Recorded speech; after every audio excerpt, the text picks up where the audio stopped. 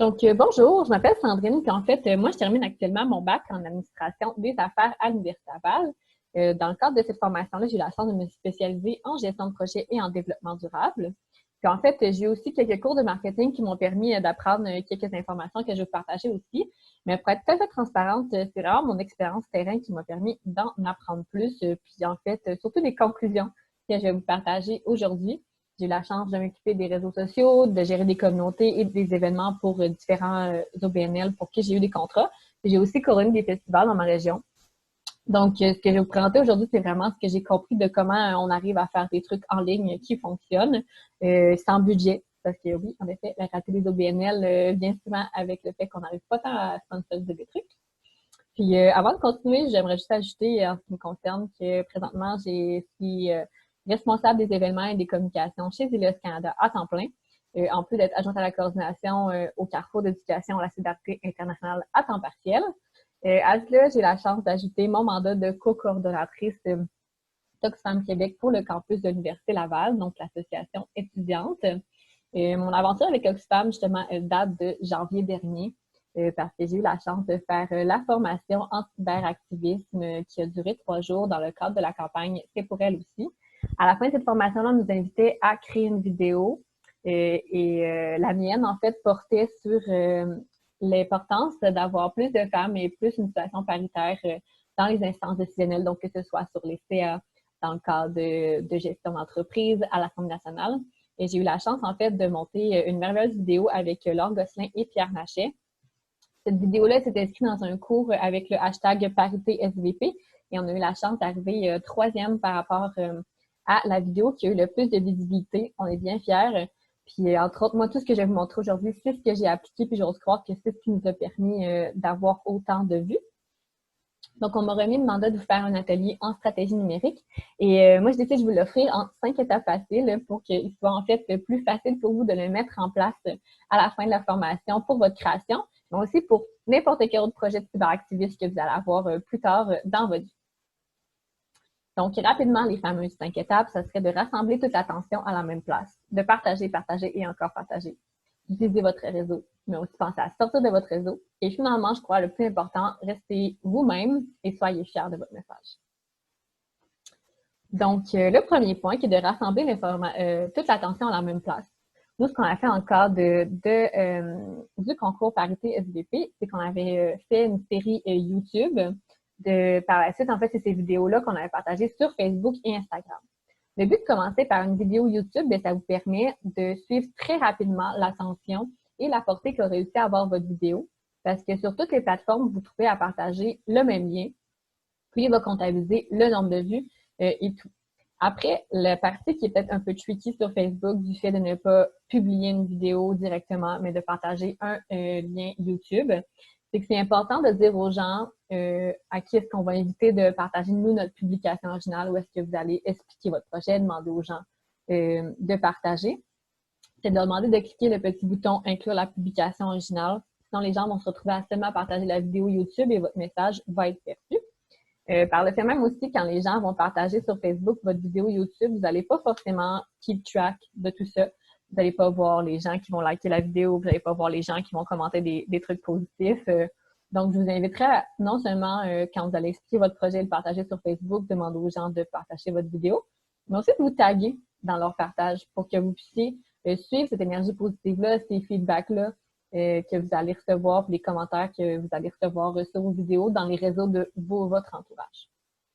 Ensuite, en fait, c'est l'importance de faire du contenu différencié entre Facebook et Instagram.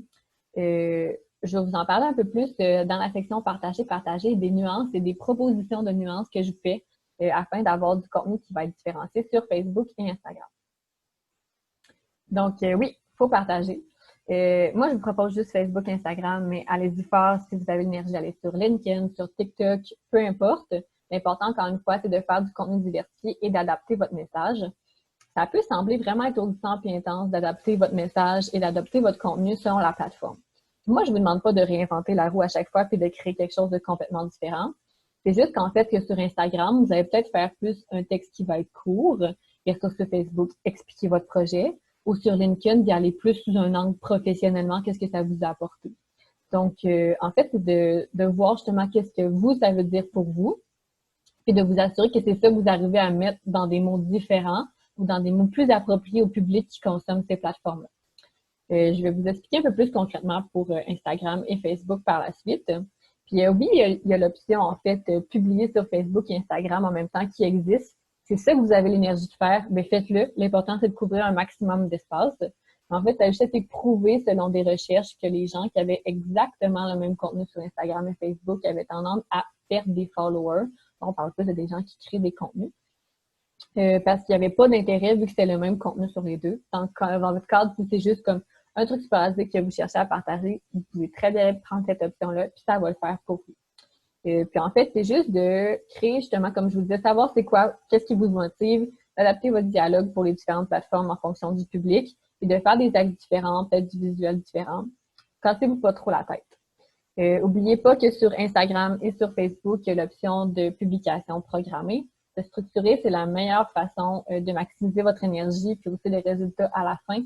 Ça peut être étourdissant de savoir justement, je vous en parle un peu plus des algorithmes, là, mais de quand publier, à quelle heure et tout. En faisant une publication programmée, vous installez un dimanche après-midi, vous planifiez toutes vos publications du mois, puis c'est réglé. Après ça, vous n'avez plus à vous prendre la tête de « Ah, zut, on est samedi, 5 heures, c'est le bon moment pour publier ». Facebook offre d'emblée la formule pour faire des publications programmées.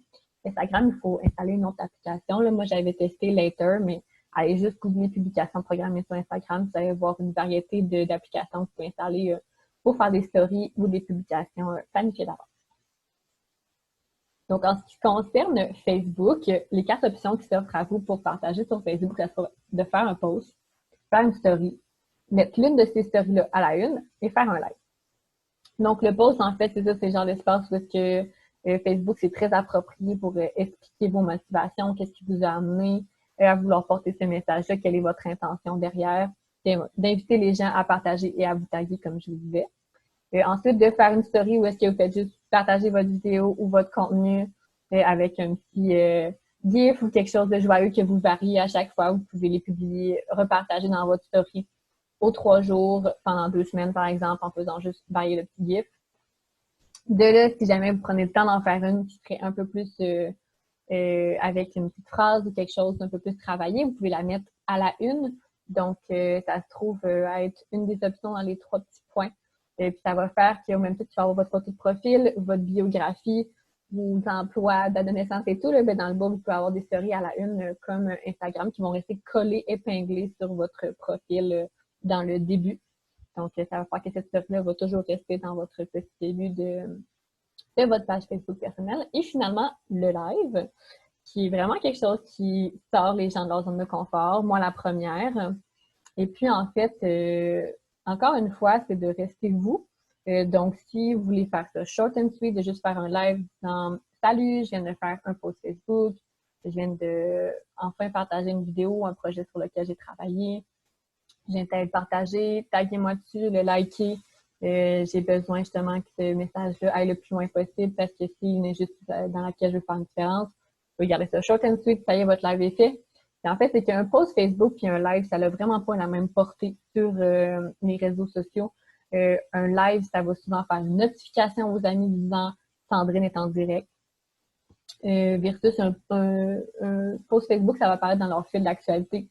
Votre live va apparaître aussi dans le fil d'actualité, mais il y a l'enjeu de la notification que si vous êtes dans les algorithmes, va sûrement apparaître. Donc, osez sortir de votre zone de confort, puis osez faire un live qui va durer ou qui va prendre l'ampleur que vous sentez.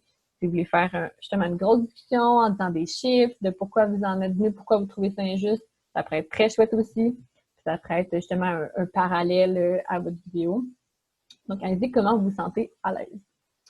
Instagram, ça se trouve être les mêmes options. Faire un post sur Instagram, une story à la une et un live.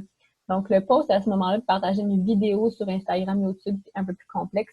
Je vous inviterais peut-être à plus mettre des photos de vous pendant que vous avez fait votre projet un peu style making of, puis en mettant dans la description le lien vers votre vidéo YouTube. Vous allez probablement faire un texte qui va être beaucoup plus court, vouloir mettre des hashtags, des choses comme ça. Une story, encore une fois, même truc, juste varier les gifs et tout. Prenez la meilleure, mettez-la une story à la une qui se trouve être le petit cœur dans le coin à droite. Puis finalement, le live, encore une fois, moi, ça me marque de voir qu'à chaque fois que quelqu'un que je follow fait un live, j'ai une notification. Ça me dit que tel artiste est en train de faire un live, tel truc est en train de faire un live. Donc, osez sortir de votre zone de confort parce que vous pourriez être surpris de justement l'attention et la portée que ça pourrait vous aider à gagner en plus. Mais comme si c'était pas assez, il y a les algorithmes aussi. Parce qu'un peu comme je disais, ben, on va se trouver à ne pas tricher avec les algorithmes puisqu'on ne veut pas investir de budget dans ce projet-là. Donc, les deux grandes questions là qu'il faut que vous compreniez, parce qu'après les algorithmes, honnêtement, j'ai cherché et tout, j'ai pas encore compris. Peut-être qu'un jour, je vais devenir experte des algorithmes, j'y travaille. Mais rapidement, j'ai fait une recherche, moi, ce qui concernait surtout le fait de pourquoi est-ce que mes publications, où est-ce que je mets ma nourriture de camping, n'avaient pas autant de likes que mes selfies de ma petite face. Et en fait, c'est tout simplement que les humains, on cherche d'autres visages d'humains. Donc, le plus possible, justement, que vos, par exemple, photos de making-of que vous allez mettre sur Instagram, que le front page, en fait, de votre vidéo YouTube, que ce soit un visage, ça va vous aider à aller chercher naturellement beaucoup plus de trafic. Facebook, Instagram et les autres vont le reconnaître qu'il y a un visage et vont avoir tendance à le mettre plus de l'avant, avoir tendance à générer aussi plus de likes et tout parce qu'on voit un visage. L'autre truc à quoi il faut que vous portiez attention, c'est le meilleur moment, en fait, et heure de la semaine pour publier. J'ai recherché et lu plusieurs articles qui, je vais vous avouer, par moment se contredisent. Il y a quand même une certaine unanimité par rapport aux heures de repas. Le week-end aussi, par rapport au fait qu'il y a comme lundi, mardi, souvent, ça va être des moments un peu moins accrocheurs. Donc, je vous ai mis en fait ce tableau-là que je trouve qui résume bien, mais vous pouvez en trouver de toutes sortes.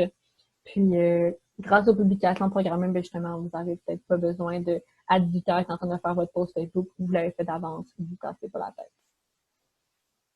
Ensuite, utilisez votre réseau.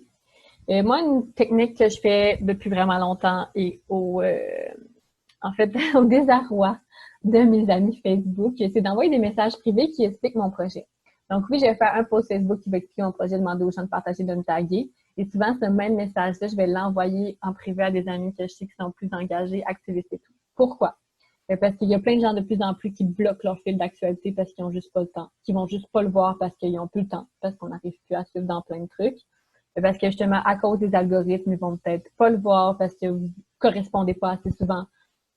Donc, ça va pas apparaître en priorité dans leur fil d'actualité. Même si vous partagez sur Facebook, dans le fil d'actualité, il y a plein de raisons pourquoi cette personne ne pourrait pas en venir à voir votre message. Donc, osez porter fièrement votre message puis d'envoyer un message privé.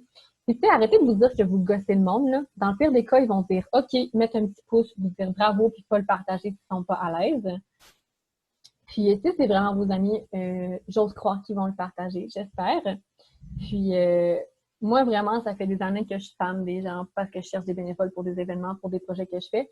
Puis, jusqu'à présent, il y a encore personne qui m'a unfriend à cause de mes spams. Je m'en suis pas encore rendu compte, là. Puis, dans plein des cas, bien, vous débarqueront, c'est pas grave. Et puis, dans le cas, justement, d'un message qui est engagé aussi, moi, j'ai partagé dans un premier temps beaucoup à ma famille, mes gens proches. Et, ben, je viens de milieu administratif et tout, je viens de la région aussi. Donc, de porter un message féministe, ça a quand même créé un certain émoi auprès de certaines personnes. Puis j'ai trouvé ça super intéressant de voir que ces personnes-là se sont senties à l'aise de me dire que ça les challengeait de partager quelque chose de féministe, qu'ils étaient vraiment fiers de moi, mais qu'ils étaient pas à l'aise de partager. Puis j'ai pu ouvrir un beau dialogue avec eux de pourquoi ça les gênait de partager quelque chose de féministe, ils sont d'accord avec qu'est-ce que je prouve dedans, et de pouvoir décortiquer en fait le monologue de la féministe frustrée. Puis je trouve qu'au fond, c'est ça, on fait ça pour sensibiliser les gens qui sont votre famille, qui sont près de vous. C'est souvent ce qui est le plus challengeant, mais je pense que c'est souvent le plus nécessaire. Et moi, j'ai trouvé ça très satisfaisant d'avoir cette discussion-là avec certains membres de ma famille, de pouvoir briser les tabous et puis avoir un impact auprès des gens. Puis finalement, en fait, ben, c'est ça, de ne pas oublier dans toutes vos publications, que ce soit vos stories, vos posts, vos lives et tout, de demander aux gens de partager et de vous taguer pour qu'il y ait un maximum de portée. C'est une petite phrase à ajouter à chaque fois. Mais croyez-moi, les gens ont besoin qu'on les prenne par la main et qu'on leur rappelle de partager. Sinon, d'instinctif, ils vont pas être forcément proactifs. Ils vont peut-être consommer, regarder le truc, dire bravo, mais ils vont pas passer de le passer dans leur réseau. Ensuite, sortir de votre réseau. Je pense que c'est vraiment essentiel que ce soit d'aller vers des groupes Facebook pertinents. Il y en a tellement des communautés Facebook. Puis ce qui est le fun, c'est justement que ça va ramasser du monde de Chibougamau à Montréal, qui ont des intérêts communs avec vous. J'ai fait une liste, en fait, que Laurence m'a remis de groupes Facebook pertinents qui va vous être remis dans les différents dossiers auxquels vous allez avoir accès. Je vous invite à aller vous abonner à ces groupes-là, publier votre contenu en temps et lieu, mais peut-être en rajouter si vous avez d'autres idées. Ensuite, les hashtags, c'est vraiment vos amis. Je pense que c'est plus pertinent pour Instagram que pour Facebook. Puis, si vous trouvez comme un peu horrible de mettre comme 20 hashtags, j'invite à mettre votre texte, rajouter des points. Vous pouvez aller voir en fait Lydiane autour du monde, qui est une influenceuse qui fait ça que j'aime bien. Ça lui permet en fait de mettre beaucoup de distance entre ces 40 hashtags. Puis, il faut vraiment que les gens persévèrent puis aient envie de cliquer sur afficher plus pour voir qu'elle a mis 40 hashtags. C'est vraiment essentiel parce que les gens, justement, s'abonnent à des hashtags en fonction de leur intérêt. Puis, vous pourriez arriver dans le fil d'actualité d'Instagram de des gens qui ne vous connaissent pas du tout puis qui n'auraient jamais entendu parler de vous. J'invite aussi à aller vers des influenceurs, des générateurs de contenu qui font des trucs en lien avec vous. On ne sait jamais, vous pourriez être surpris, en fait, que votre contenu pourrait les intéresser. Puis sans faire un post puis d'être invité à leur podcast, s'ils le partagent dans leur story, c'est déjà ça. Et puis finalement, en fait, les médias. N'hésitez pas à approcher la radio de votre campus, à approcher des médias locaux de votre région, à aller vers des médias alternatifs. Nous, entre autres, on a eu la chance d'avoir une couverture de la campagne de nos vidéos, de notre série de vidéos #ParitySVP dans Urbania et aussi dans Elle Québec. Donc, osez envoyer une lettre, un mot, puis vous pourriez être surpris du résultat. D'autant plus dans les médias de région, sont souvent super intéressés par des projets. Puis je t'ai même à faire pour des radios de campus et tout. Juste d'envoyer vos trucs à vos associations étudiantes qui sont en lien avec le sujet que vous couvrez. Donc, osez penser à des institutions avec qui vous avez des valeurs communes dans le message que vous portez.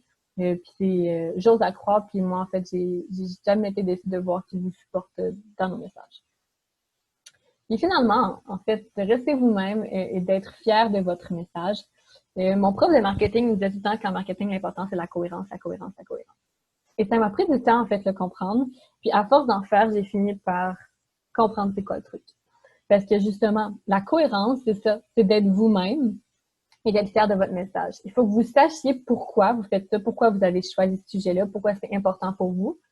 Puis une fois que cette phrase-là, elle est claire de pourquoi vous faites ça, c'est quoi votre message, bien, ça va être très facile pour vous d'adapter votre contenu sur Instagram, sur Facebook, sur peu importe la plateforme, parce que vous allez savoir c'est quoi votre message. Ça va être cohérent parce que sur toutes les plateformes, vous allez véhiculer le même message que vous avez mâché ou adapté différemment. Donc, c'est là le concept de cohérence, c'est de vous entendre sur c'est quoi votre ligne directrice, pourquoi vous faites ça, puis que ce soit toujours ça que vous mettiez à l'avant, le même pourquoi. Puis en fait, vraiment, c'est de rester vous-même. C'est l'idée que si vous êtes quelqu'un dans la vie qui est comme super sharp, puis toujours avec des statistiques, ben dans votre motivation de pourquoi vous avez fait votre projet, mettez-en des statistiques, soyez rigoureux. Si vous êtes quelqu'un de bubbly puis léger, ben mettez-en des emojis, faites ça léger, faites ça joyeux. Pour votre réalisation aussi, il faut que les gens vous reconnaissent dans votre message. Puis c'est ça qui va faire en fait que les gens vont pas hésiter à partager parce qu'ils vont vous reconnaître dans ce que vous avez fait. C'est ce message-là aussi qui va être le plus facile pour vous apporter malgré le fait qu'il se positionne et qu'il est engagé parce qu'il va être cohérent à qui vous êtes. Donc, voilà. Un énorme merci de m'avoir écouté. Puis, je t'invite à me retrouver sur LinkedIn, Instagram ou Facebook, m'ajouter si tu avais des questions ou juste, en fait, pour me donner la chance de partager vos réalisations. Je serais vraiment très heureuse que vous me les envoyiez en privé et que je puisse vous aider à passer le mot dans mon réseau. Puis je souhaite vraiment le meilleur des succès dans cette création aussi, mais dans vos prochains projets engagés. Mais vous souhaitez en fait un meilleur de succès, c'est aussi vous inviter à vous-même le créer parce que vous êtes responsable de ce succès-là. Donc, merci pour votre écoute et je vous souhaite une excellente fin de journée.